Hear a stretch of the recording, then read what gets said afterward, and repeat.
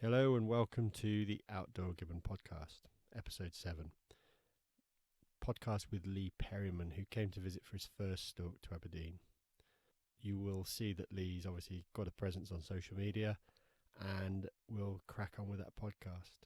Bit of an update. It was supposed to be a podcast with Empire cartridges.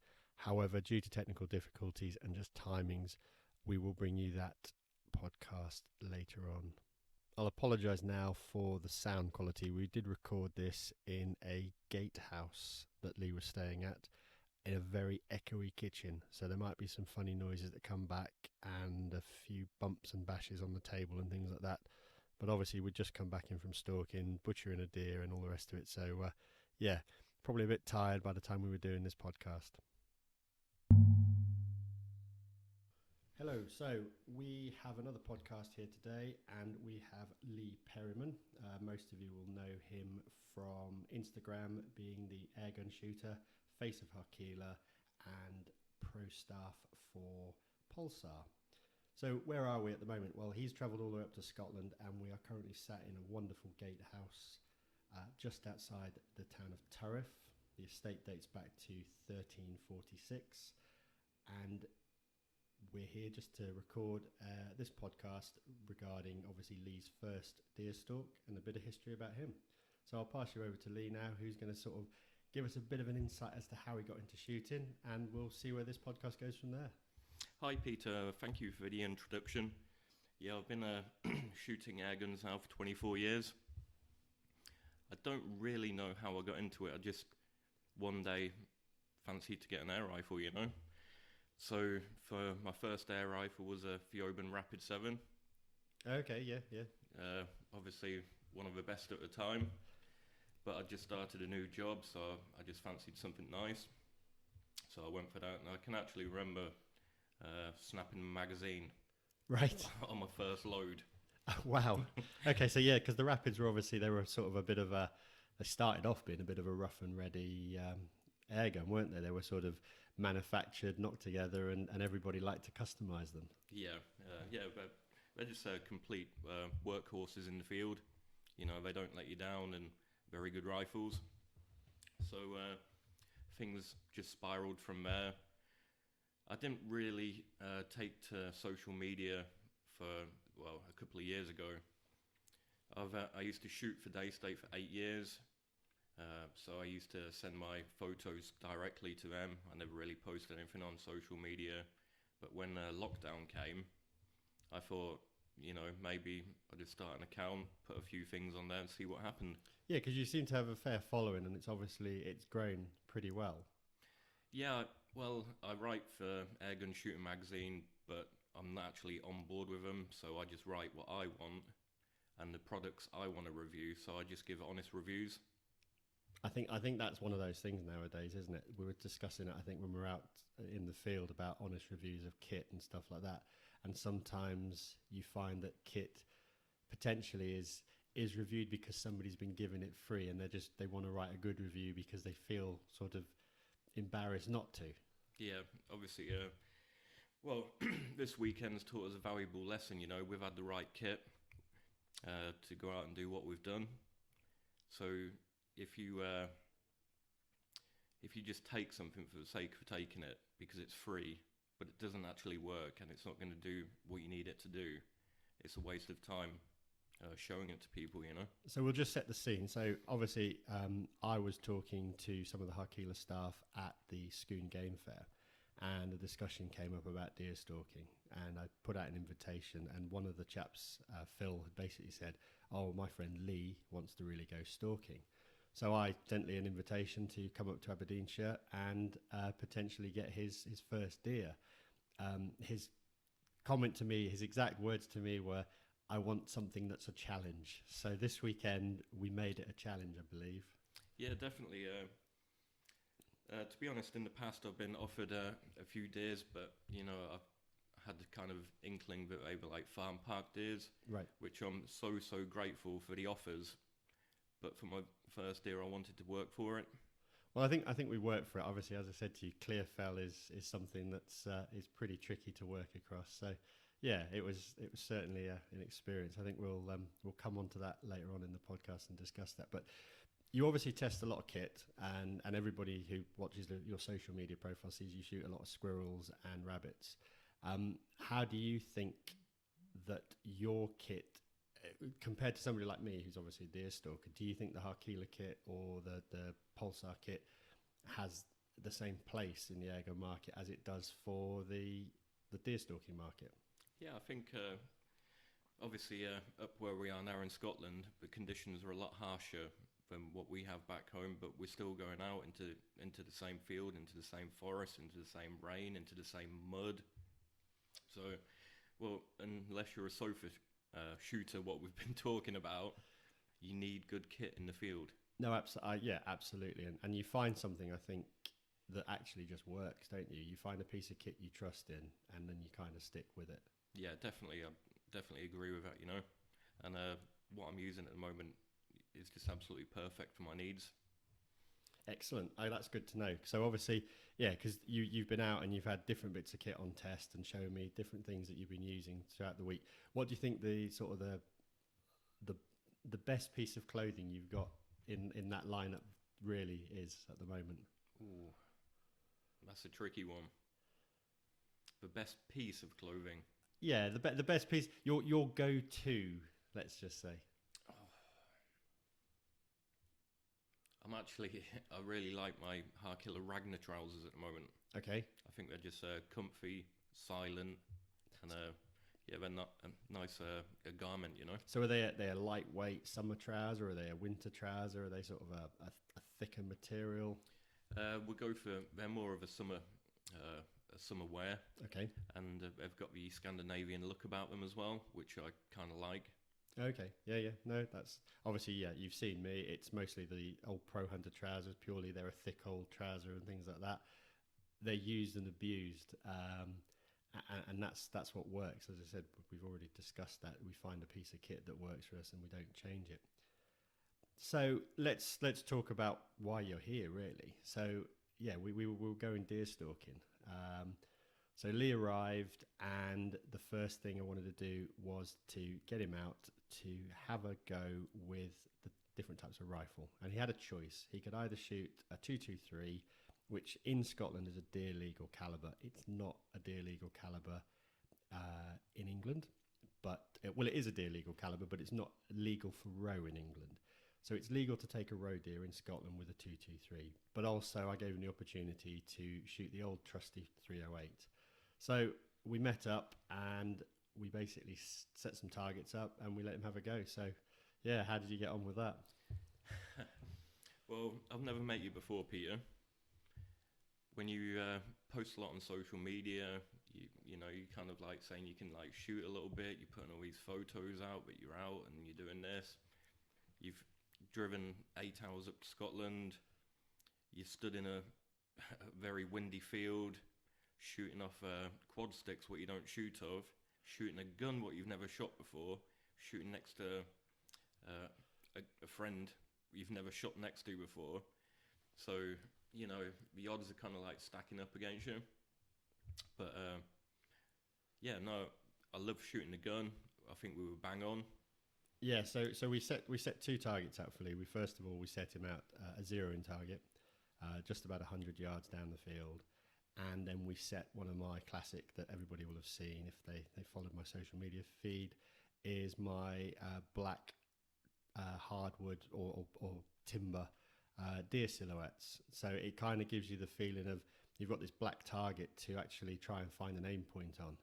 So yeah, as Lee was saying, I think he normally shoots off Primos trigger sticks, which were my go-to, but I was given a set of quad sticks to play with, and I thought, well, if I've got guests up, they're all going to shoot off these quad sticks, so we threw them straight in at the deep end, quad sticks and a 223, and said, hit that target, please. Yeah, the quad sticks. I've been out with Phil Taylor before, and we've shot off the quad sticks, and I don't know, they're not really my thing, but it's probably because I don't use them that much. Like you said, we go to the Primos, and I use my Spartan Ascent. But obviously, when in Rome, absolutely, you've got to you basically do what the stalker gives you at the end of the day, So yeah, well, let's just talk about that. So we set Lee up, and yeah, no problem at all. A bit of faffing to get the sticks set up, but once he was on them, I think it was a stable shooting platform, and yeah, asked him to take a shot, and yeah, you carry on. It's Yeah, no, I think we had what 3 shots with a 223 and Yep. 3 shots with a 308. Two on each on the quad sticks and one on each on the Primos. And I wanted to revert back to the Primos, but I'm going to say now that Peter's Primos is heavily worn and was shaking like a dog. Yeah, no, we were discussing this, that I showed him at the start that I've got a set of Primo sticks and they've had some use. They really have, and the headstock on them is there's probably a good 5 mil of play, and it's like it rattles around, and you set the rifle up on it, and they're rocking backwards and forwards quite happily. Yeah, so rather being at being at sea, I thought I'd go for something more stable. So I chose the quad sticks, which worked fine for me. Yeah, it was a good test actually, because shooting on the Clearfell, I've always been sceptical that these sticks would work. So our first morning out, we met up, and we went up to a forestry block that's kind of, it was Clearfell probably 2 or 3 years ago. So the white grass has grown up, the cover's high. Lee's first comment as we got out of the car was, "Don't worry about the sticks. I'll just chuck my bag down and I can shoot off that." And I looked out the window and said to him, "You see the grass in front of us? That's the height of the cover pretty much all the way through." Yeah, I definitely agree with that. But I think my second comment, Peter, was I'm glad we're wearing 12-inch high killer boots. Yeah, there was that as well, because obviously we decided to trek across a fairly sketchy track that a digger had been through with water coming up through the reeds quite happily. Yeah, I mean, this wild grass is just covering it so it looks perfectly flat. But in reality, you stop stepping in holes. So that was totally different terrain for me as well. Yeah, so the stalk started off. We left the vehicle, got Lee set up. He had the rifle. I'll carry the sticks. If we saw anything, the plan was I'd pop the sticks out. He would place the rifle on them and take the shot. We walked in and we spotted deer straight away. Unfortunately, these deer are on a field that we don't have permission on. And I said to Lee, as soon as I'd seen one, I said, we'll probably count a number more. And I think what was the total in the end? I think it was 7, wasn't it? Was it 7? I think we got to 7 deer and a fantastic buck. But unfortunately, as I said, one, at the distance they were away, I think range finding them, they were 400 and something odd yards. Yeah. But also they weren't actually on our land. So it was a bit of a shame. So we carried on the morning. We trudged around the Clearfell looking for things. And eventually we picked our way across this obviously fairly boggy part and got ourselves into a good position. Yeah, no, yeah, because we got on the ride and it was a little harder, wasn't it? That's right. Yeah. So that was a lot easier. So yeah, as we got over there, we sort of bumped that doe, and then something fantastic sort of appeared in front of us. Yeah. We were we were just walking down the ride, and to our right we see 2 youngsters, and they were just sitting there. So we just stopped back for a while and to see what was going to happen, and then they came out onto the ride in front of us. So obviously, being youngsters, we just observed them.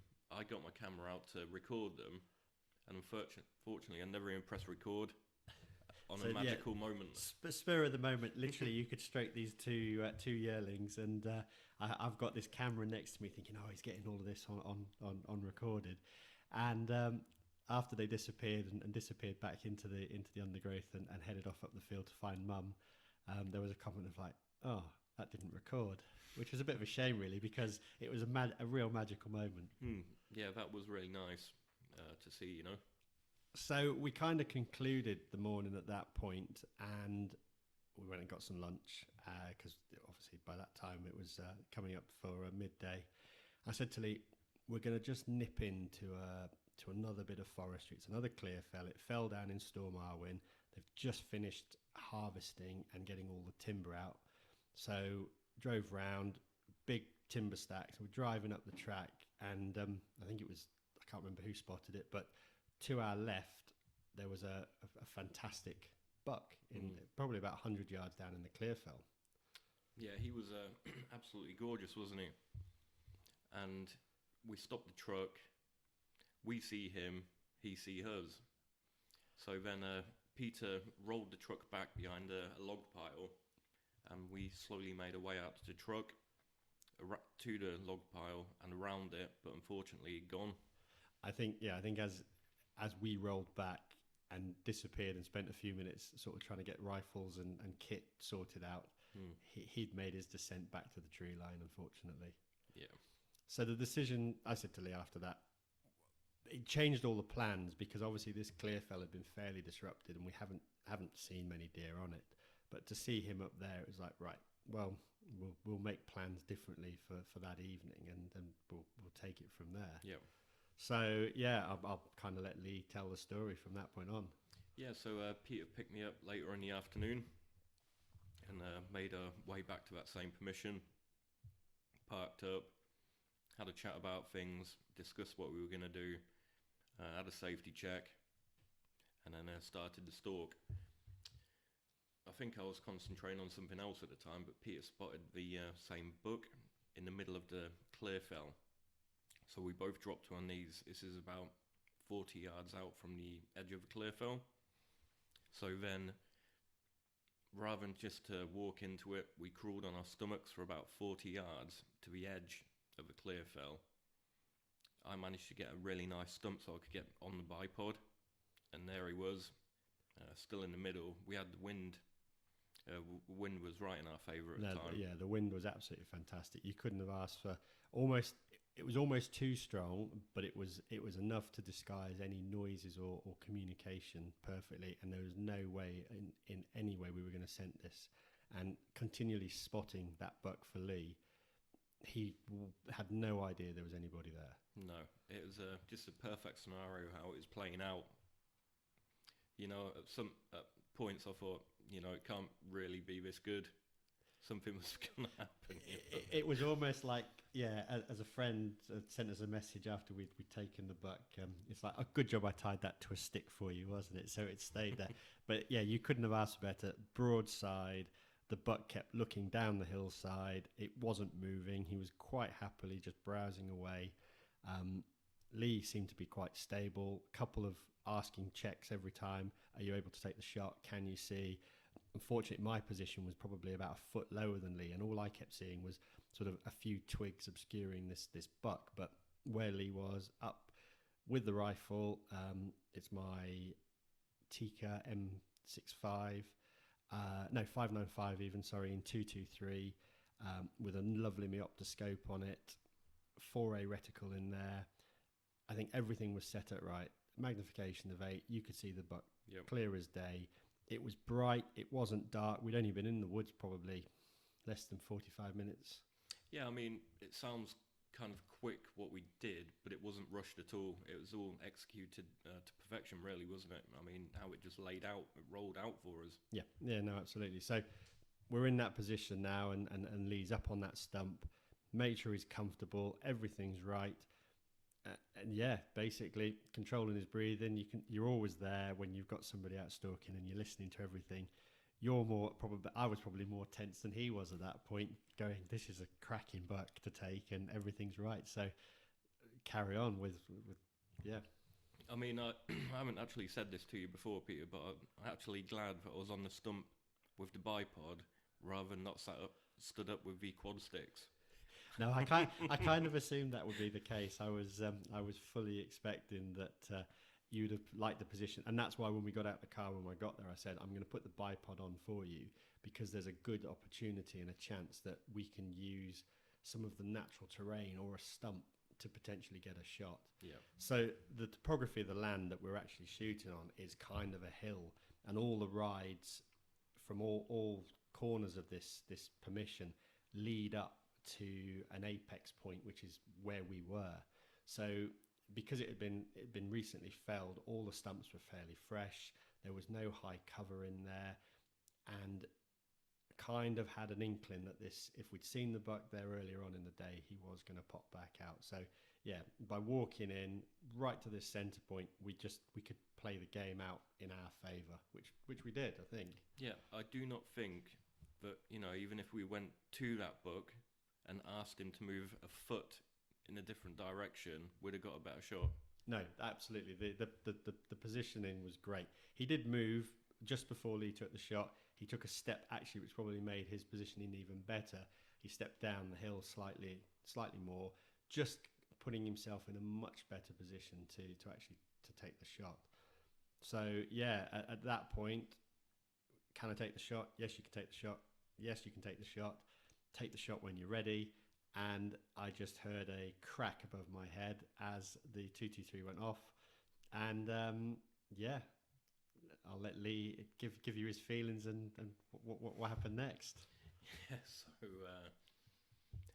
So we waited for a few minutes. I got my breathing under control because I was actually pretty hyped up, I mean, I've still got Peter next to me, who I don't really know.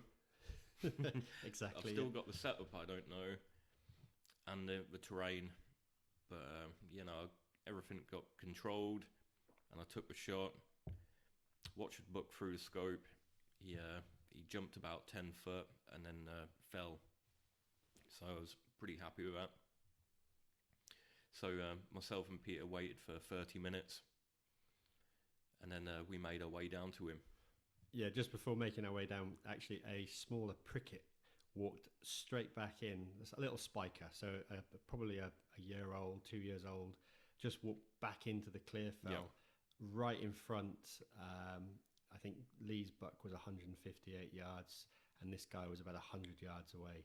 And I'm like, do you want another one? Because it's there. He's like, no, you take it. I'm like, no, it's fine. We'll leave him for another day. So we watched him as well for a bit, and he was quite happily musing around and just kicking about in the clearfell at the same time. Well, I don't think I could have took the shot, Peter, to be honest, because the adrenaline was running through like 10 cans of Red Bull at the time. So it wouldn't have been proper for me to even try and take the shot at that point. No, absolutely. And so that was that. So we watched this guy. I did put the rifle just up on sticks just to have a better look at him and just to identify what was going on. But yeah, as I said, he was probably a year-old, 2-year-old little buck. Lots of potential. Might come out next year. Might not actually be in the clearfell next year because it is actually going to be, as I said to Lee, it's going to get completely and utterly deer fenced, and that particular area I have to completely clear. When it goes for its replant, there can be no deer in there, so it is a coal zone. And the two bits of woodland I took him to start with were both sort of a shoot on sight policy. We're not there to grow things on. We're there to let things develop. But at the moment, this clear fell that we're on hasn't been fenced, so there's no point in shooting that just for the sake of shooting it. We might as well let him have a bit more life. Wait for him to develop a bit, and maybe one of the other boys can have a pop at him next year. Yeah. But yeah, so obviously after we see the other one Peter just explained, we made our way down. We found its blood trail and followed it in, and there he was on the floor. So yeah, I was explaining to Lee that a lot of people now in deer stalking have kind of, some of them have lost the way with the ability to track, and if they can't find it within like a few feet, they'll call somebody in with a deer dog. But made Lee get down on his hands and knees and start trying to find specks of blood. And fairness to him, absolutely bang on. A tiny speck of blood on probably, I think it was on one of the stumps, wasn't it? It was which just, you didn't even think it was blood. I just thought it was a red mark on a piece of wood, but no, that was it. And then he picked up another one, and we just walked that straight to the deer. Yeah. So yeah, absolutely. Obviously, sent Lee in to do the test on the deer to make sure. That was kind of one of the things. Asked the question, do you know how to check that this deer is actually expired? And so I'm sure he can explain what I made him do. Yeah, so Peter explained that when we approach a deer, we approach it from the head area, and we poke the eye with our quad sticks, with a stick. Obviously, that's a major reaction point for the deer. So if it was still alive, if it was, hurt, it would jump straight away. But in this case, it had gone already. No, absolutely. The shot placement and the reaction shot on that deer said that everything was right. Watching it from back when he took the shot, absolute classic signs. Deer jumps, front legs out, and I just watched it unfold. It probably ran 10 yards, wrapped round a stump, and didn't get up again. So I knew that it was down and it wasn't going to be moving, but obviously it's good for a new stalker to go through the whole process and see how it's done, because there are some times that you'll go down and you think you've shot it, and actually it could still be, you might have shot it through the spine, so it's still actually going, and but you've got to dispatch it at that point. So everything was done to the book to make sure that the whole process was seen.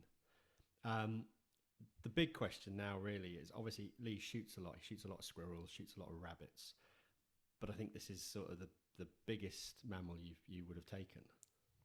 Yeah, of course it is. I'll be honest with you, Peter, on the drive up here and thinking about it, and, I haven't come for medals. I've come for an experience. And, the thought was lingering in my head if I could even pull the trigger. But because I love my field sports, my passion is air guns, but I do like to experience different things. No, absolutely. Yeah, I can see that. And I think we discussed that at the time, that obviously it's not completely different. A life's a life, and a squirrel still has its life, and a rabbit and a deer is just a big rabbit at the end of the day. Yeah. But I think when you actually get up close to it, there's something different about them, isn't there? Yeah, because, I kind of chatted you through that, if you were sat next to me with your deer and I was sat with my squirrel in my hand, you look, kind of more prestigious because you've got the big buck and I've got the little squirrel. But in essence, to get to my little squirrel, I probably have to work a little bit harder sometimes to get into that proximity to take him. No, absolutely. Yeah, absolutely. And we were discussing that. Obviously, the air gun shooter, sub 12 foot-pounds air gun, you're getting up close and personal to those things. You're getting sort of within 20 to 30 yards, and everything there is pretty aware of what's going on. That buck would have been well aware of us. We were only 150 yards away from it, but we had everything in our favour at that time. Yeah. So let's jump back a little bit now. So obviously we've just talked about the getting in 20 to 30 yard. So when I arrived on Friday, Peter wanted to see that I could shoot and perform well with his rifles, which went okay. And I think Peter's second test on the Saturday was to take us through a very wooded tree line with heavily dropped branches to see how I'd fare. And I think what he said was something about he thought he had a shadow with him.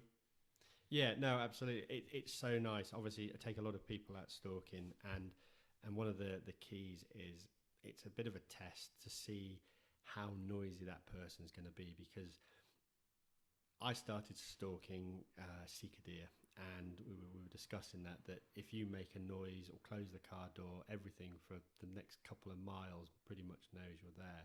So I've always been taught to stalk a little and look a lot. And it was like, well, let's just see how well this guy who I've never stalked with is going to do. We walked down the first track, pretty quiet, took him into the tunnel through the trees that few people that have been out stalking will know exactly where it is. It has low branches. The ground is like a tinderbox, but I really almost didn't hear Lee following me up that track, and that's key. So all the rest of the stalking, I didn't have to worry about somebody putting heavy footsteps down, grunting, making noise, coughing, anything like that. So it was like, this is perfect. This is just going to work out really well. Yeah. So it's going back to about what you said about the clothing and the environments we're in.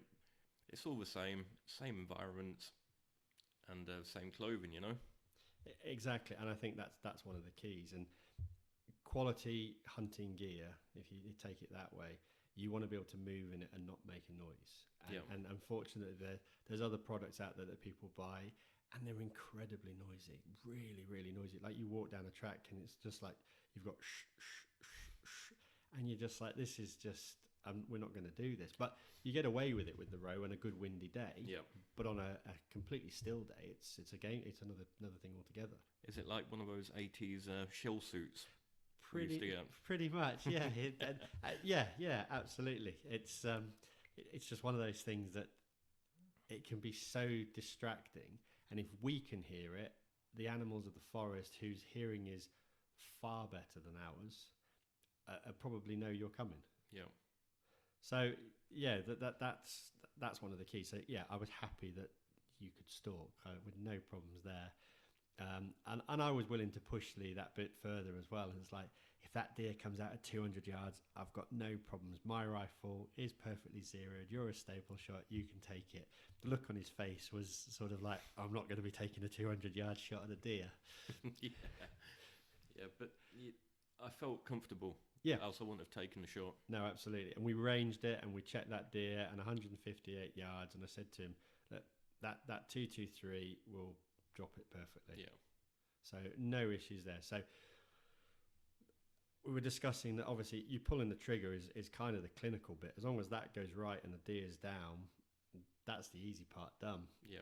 Then basically it was take the deer over to the tree line, and I was going to do a fully suspended grollock so that Lee could get instead of obviously just grollicking a deer on the floor and rushing away with it and going, that's it, we're done, as a lot of people that would pay for a stalk would happen. And the guide would get in there, he'd get the innards out, that deer would be back in the truck, they'd be off the permission, drop back at the accommodation, and that would be back in the larder. I like to put everybody through their paces and show them everything, and I think Lee was very keen to get over there and actually get that deer out, grollock it, and go through the process. So yeah, we basically started finding the tree. I pointed to a tree and said, I want to go to that tree over there with the two spiky bits, and Lee's like, we're in a forest. yeah, I can remember saying that. Thought, is he joking with me or what?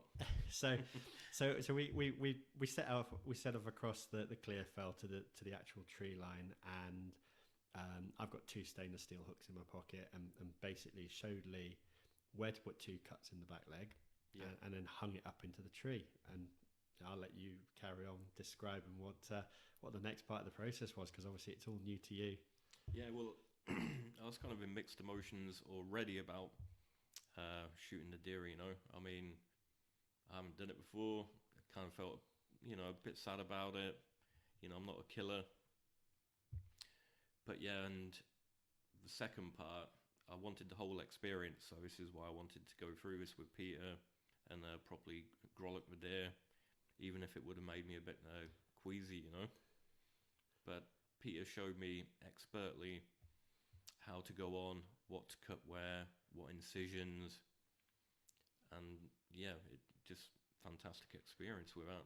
No, absolutely, and it was really nice to see that Lee had he had a lovely knife in his pocket. Now sometimes you're never sure whether the hunter that's coming out with you, they've got a sharp knife.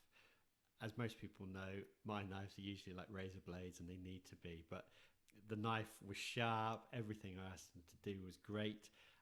And the process began. So yeah, we hung the deer in the tree, and it didn't have to be fast. It was dead at this point, so it's not going to run away or go anywhere. But it was a case of trying to guide Lee through everything, to show him the whole process from start to finish. I will like to say that it is the first time I've held a male's penis, Peter. and it wasn't mine. It was no. Mr. Buck, who was quite well endowed, and it was quite a joke saying to him, you got to hold on to that and cut around it. But I do think it's fantastic how, Peter showed me the hoofs. He showed me what to look for, signs of disease, infections, or anything like that. It's just very knowledgeable. Yeah, so the little buck that we took, well, not so little, had been through the wars. So the rut was around about end of July, beginning of August. This guy had a broken tine, but something I hadn't seen ever on a deer was he's got two chipped front teeth. We'll try and get photos once we prep the skull and stick it up online. So doing the grollock and opening them up as well, we're going through, everything was pretty normal. But he had a bit of a sticky lung, which is obviously an indicator that he may have had a bit of pneumonia or something like that. There was no major concerns. We were obviously, first thing you worry is, has this deer got TB or something like that? So checked the lungs, inspected everything, but no, just sticky lung. So kind of in some ways a really good deer to have taken out of the picture. He's obviously had a hard time during the rut. He's probably been booted out by a stronger male. And also, with this sticky lung, will he make it through the winter? We were discussing whether or not that winter was going to be hard this year. So in many ways, it was a good deer for Lee to see, because if you open a deer up and it's absolutely perfect, that's great. But if you open a deer up that's got a few little problems, it's nicer and something to take away with you and be able to look at, isn't it, really? Yeah, no, I appreciated taking the deer more after Peter explained that it, because of how it's lived its life, that it probably wouldn't have made the winter this year. Yeah, acting completely normally, but yeah, he definitely had some issues. Yeah. So yeah, at that point, obviously we finished up, did any necessary bits that we needed to do, tidied up, put the grollock into the woods for the wildlife to eat, and we made our way out of the woods really, and that was the end of the stalk. And I think Lee was quite happy to get home and get a coffee at that point. Yeah, a glass of whiskey, Peter. Yeah, actually, forget the coffee. He could do with a glass of whiskey. But yeah, no, absolutely, it was. It's one of those things. It's a lot to take in, I think. Yeah, I mean, it's still mixed emotions. Probably when I woke up this morning about it, thinking about it. And that makes you human in many ways. I think anybody that's so cool and just takes it in their stride, sometimes you have to wonder if that's the way they are just about taking a deer, how are they about the rest of life? At least you can see you're a human being if there's a few emotions going on there. Yeah. This afternoon, I believe, we're going to go through the process of actually butchering that deer up, Yep. packing it up, sticking it in the freezer so that when Lee gets back down to England, he's got some tasty venison to eat. Is that 8 hours back down to England, Peter? It's 8 hours. It's a long way to come to Aberdeenshire, but I guarantee anybody that comes here, it's probably one of the best experiences they'll ever take with them. Yeah, I mean, that's why I wanted to come up here. I wanted the hard stalk. I wanted to be with somebody who knew what he was doing, and I got that. Fantastic. So yeah, that's basically, that was the deer stalk. We'll hop back out and look at some of the bits that some of the other bits of kit that Lee uses, and see if he'll take anything he's learned from, so obviously the stalk up here, back with him, for the tracking of squirrels and things like that. So if there was any bit of kit you could have had with you, what do you think it would have been? In all honesty, Peter, I liked my Spartan Ascent tripod. Okay, right. Can you explain why? Because, we spoke about noises, we spoke about taking the safety off, rolling the safety off. Yep. The Spartan kit, it's very fast, very lightweight to be carrying around like we did. Yeah. It's quick, stable, and, I feel comfortable using that as well. Okay, so yeah, Lee obviously had my rifle, and on that rifle, it had a Harris non-swivel bipod. And I think I was adjusting the legs for him to get him a bit more stability just for speed, because I was lying right next to the front end of it, so it was easy for me just to reach over. So with that Spartan bipod, how easy is it to adjust your legs? Very easy. It's just a click, and they just extend. Oh, okay. So cool. It's very. So very not quick. like where I'm pulling it out and trying to twist a little knob to lock it into place. Obviously, that No. Harris bipod is an old bipod. Yeah. But it does the job. Yeah, Harris are tried and tested. They are, but they're noisy and they're heavy. Yeah. So if you obviously the 223 is quite a light rifle. Yep. I wasn't making Lee drag around the Cannon, which is my 308 with a heavy barrel on it, and there's a fair weight with that, and you know it after a few days of walking about Yep. the place.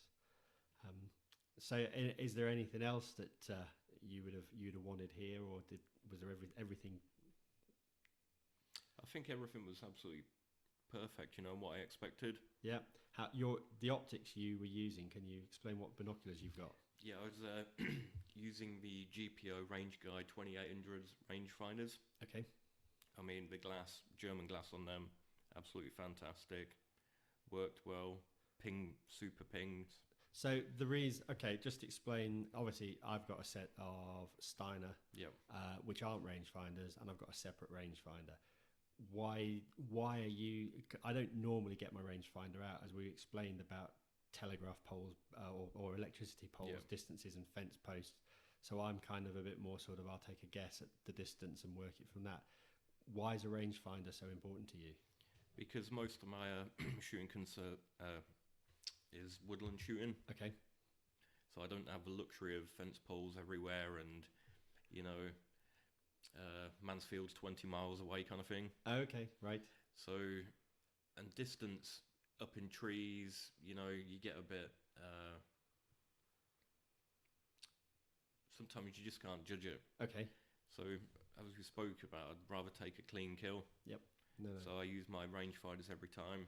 Do you think also because you're shooting, I think we discussed ballistics and you're Yep. shooting a sub 12 air gun. I think at some point you were a bit sort of concerned about the hold over and hold under of my rifle. I'm like, no, just aim on, it's there. Whereas you said that doesn't work with an air gun, does it? No, I think the question was to you know, we've zeroed in at 100. If we want to shoot at 200, how much holdover would we have to give it? And I think the answer was nearly nothing. That's right. Yep. But if I was zeroed at 30 and I wanted to shoot at 60 with a sub 12 foot-pound air gun, I'd have to go a couple of inches over. Yeah, absolutely. You know? And that's a 2-2 you're shooting, isn't it, as well? Mostly 2.2s, yeah. Yeah, so I think for anybody that knows, obviously you got 177 and 2.2 are the main sort of calibers in Yeah. air guns, but the old 2.2 is a bit like is bowling a cricket ball, as it used to be. Yeah. It's kind of such a loopy trajectory. You've got that little lump of lead flying through the air, but it's kind of doing a massive arc to get to where it goes. So I think that's the thing. When you step up to the old powder burners, that 223 is putting out a 55 grain bullet head, and I think we were saying it was 3,700 foot per second. Yep. So it is absolutely flying along, and realistically the 223 is probably flat trajectory until about 300 yards. Yep. So yeah, it's taking somebody that shoots obviously sort of low. They're not. Well, they are lower power, but Yep. they're perfectly capable and they do exactly what they're supposed to do. Moving them up to something that pushes that boundary out and doesn't have the same drop off. Yeah. It's a bit to get your head around at the end of the day, isn't it? So, Yeah, I think so, you know. but no, performance wise, just going back to the targets, had no issues there. So we put him on the quad sticks. First shot down at the deer target, absolutely spot on. Well, actually, we didn't know it was spot on because we couldn't see it. Yeah, that's right. I thought I'd pulled it. That's right. So when we actually put him on the deer silhouette on the quad sticks, he put a shot in probably about half an inch just from sort of one of the marker points on it. And then we put him on the Primos sticks and they were all wobbly and all the rest of it, but he cloverleaf that next to the first bullet. So I'm like, yeah, at that point, I had no issues at all. You could shoot, didn't matter what we took out. But the quad sticks were the perseverance. Yeah. I mean, the quad sticks are nice. I suppose if you use them more, you'll be able to set them up quicker, be more efficient with them. But as well, I think the terrain, some of the terrain we were working on, I don't think there'd be, And that's always been my big thing. I've always thought that, and I've had this argument with quite a lot of guys, you can't deploy them because some of those ruts we were walking over, 2 legs just don't work. Splayed legs, you have to have the Primos where you've got 3 stable points that drop down and find their own levels. Yeah. And I think that was one of my biggest arguments. So yeah, I'm not going to deny it, they're a very stable shooting platform, but they don't work in every situation. No. And as we said, you have to make use of what's around you, don't you? Yep. At the end of the day. So now you've shot your first deer, what's the plans going forward? I really don't know. Because my passion is air guns, so I'm always going to stop with them, but the experience is there. And I don't know, there's another 5 deers. There are, yep. So and you're very lucky where you are because access to those 5 deers is pretty straightforward. It's not an 8-hour drive, and you can have them all in about 2 or 3, to be honest. So, that could always be a go. But, next week, well, when I get home late Monday night, and when I get up Tuesday, I've got to put my game face back on. I've got to get back the air guns out because I've got a little HFT competition Right. in a couple of weeks. So I've got to practice my holdovers and hold-unders for that as well. Okay. So it's a whole different, it's a whole different Yeah. shooting technique to what we're doing up here. And anybody that's ever followed the air gun shooters, it's something completely different when they're sat there, obviously having to shoot targets at distances and hold over, hold under, and trying to hit something about the size of a 5p or 10p piece, isn't it? The targets. Some of them are 5p. Yeah, exactly. So, yeah, we've got a target that's sort of the size of a dinner plate at 100 yards, and these guys are shooting a 5p piece at 30 yards. Yeah. So, but it's all great fun. Fantastic. Well, as somebody commented, the best stalk would be when you'll go off for open hill red stag. It's future things to come from it. Yeah, no, it's fantastic. I'd like to say that we did video the whole grolling, Yeah. So maybe we'd probably put that out at some point. Yeah, that's absolutely fine. So obviously we've tried to get as much footage of this weekend as possible as well. And you can see Peter telling me off because I did make a little mistake. I put my knife. Where did I put my knife, Peter? Oh, well, that's right. Yeah, the first thing was stick the knife in the soil, and it's like, no, you don't. That's contamination. So it was just explaining to Lee about obviously trying to keep knives and things like that off the ground, and basically keep clean at the end of the day. But other than that, for a first grollock, the carcass is perfectly acceptable. I've seen worse from professional stalkers. I was thinking about that actually, Peter. If you went to a restaurant and you ordered a steak, would you go outside and put your knife on the floor and then take it back and start eating your steak again? Probably not. Exactly. So you can understand, okay, yeah, we are in the field and things are a bit different. But even so, as long as the key, which we did, we probably took the deer a lot further down in the field than we normally would if we were having to drag it out. But because there was two of us and we actually carried the carcass out, we hung it up on a stick so nothing was touching the floor, and we walked it out to the extraction point where we could drive in, transfer it into a carcass carrier in the back of my motor, and I could get it back to the larder. There was no risk of that deer getting contamination in any way. That was kind of really good. Going forward, is there any plans? Is there anything new coming up in Harkeela or Pulsar that you want to talk about? Well, of course there is, Peter.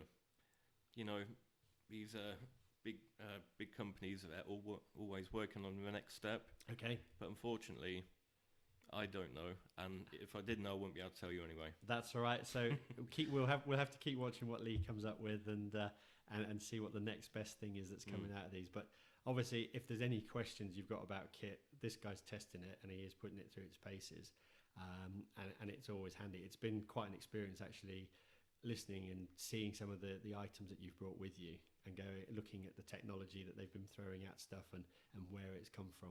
Obviously, my Harkeela kit's old and well used, and your stuff is well used, but at least it's slightly newer than mine and probably a damn sight more waterproof in some cases. But I do like it when you say your stuff is old and well used. It's because it means it's still going. Testimony, absolutely. Well, you look at I've got a pair of Pro Hunter trousers on because we're just about to go back out for a stalk after we finish this recording, and I was saying to Lee, look at the holes in them, but every hole in there probably has a story behind it and something to tell about it, but they still work, and that's the key, isn't it? Story pants. Yeah, exactly, story pants, and do they stand up by themselves? And that was it. Yeah, memory makers. Absolutely. So we'll probably bring this podcast to an end. We're just reaching the sort of the 50-minute mark. Yeah. I think we've covered pretty much everything. Lee's had his first deer stalking experience in the northeast of Scotland. I think it pretty much went down well. He seems to be buzzing from it. We're about to go out again. It's a bit of a dreary day today. It was beautiful yesterday, but the weather has turned a bit. But the bucks will still be out and about. They carry on no matter what, and we'll see if we can pick someone else out from it. Yeah, I just want to say thank you for taking your time away from your family this weekend, Peter. And it's been an absolutely amazing experience. No problem at all. Thank you for that. Yeah, thank you very much. Thank you. We are going to try and copy this audio onto a video and then upload it onto YouTube. So the video should give you some of the scenes of what's been going on, the stalks, some of the bits we've shot, some of the butchery at the end and all the rest of it. So hopefully you have an audio commentary of the podcast over the top of that. And yeah, it should be something a bit different. We'll try that. That brings this recording to an end. Hopefully everybody's enjoyed it. If there's any questions or comments, please ping them over. If there's anything else you'd like to hear about or anything like that, I'm sure Lee can answer questions or I can answer the questions. And we will see you in a period of time. I can't really say anymore. It's going to be 2 weeks or a month. It's just they're coming out when they're coming out, and as time goes by and we get some more guests organised and we stop running into these technical problems, we will keep releasing podcasts. All right, we'll speak to you soon. Bye for now.